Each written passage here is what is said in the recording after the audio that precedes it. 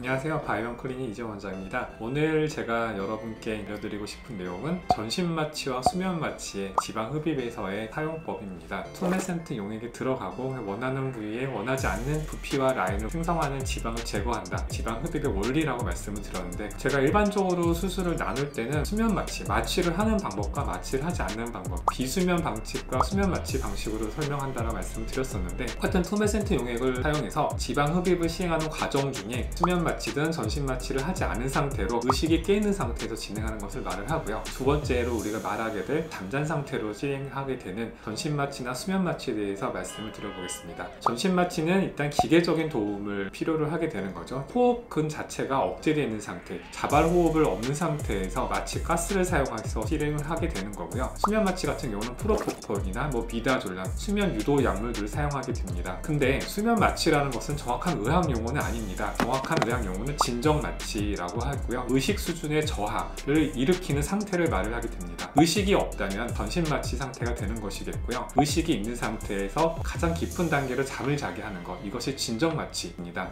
의식 수준의 저하는 세 가지로 나눌 수가 있습니다. 미니멀한 방법, 그 다음에 모더레이트, 딥, 레이어, 딥 세데이션이 되겠는데, 모더레이트부터는 어느 정도 촉감에 반응을 하게 됩니다. 깊은 마취육 같은 경우에는 통증에만 반응을 하게 되고, 이 단계보다 더 높은 4단계의 마취 상태에서는 통증에 자극을 하지 않는 단계가 될 수 있습니다. 수면 마취를 할 때는 유지 용량과 유도 용량을 나눠서 하게 됩니다.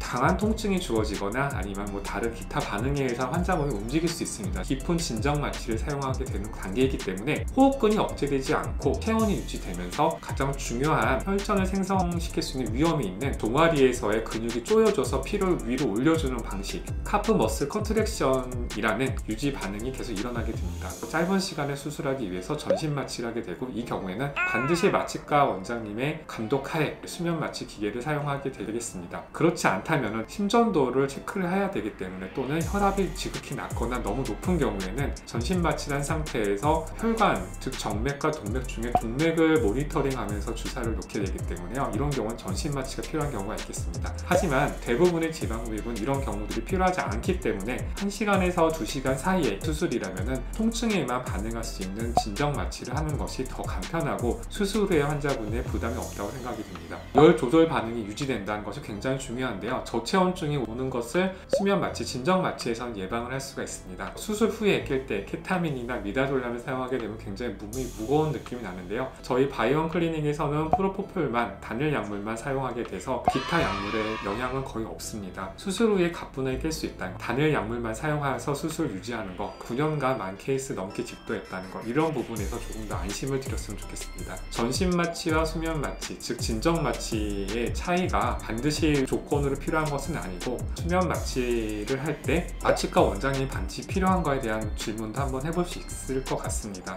더 궁금한 게 있다면 질문을 남겨주신다면 답변을 드리겠습니다. 이상 바이온 클리닉 이재원이었습니다.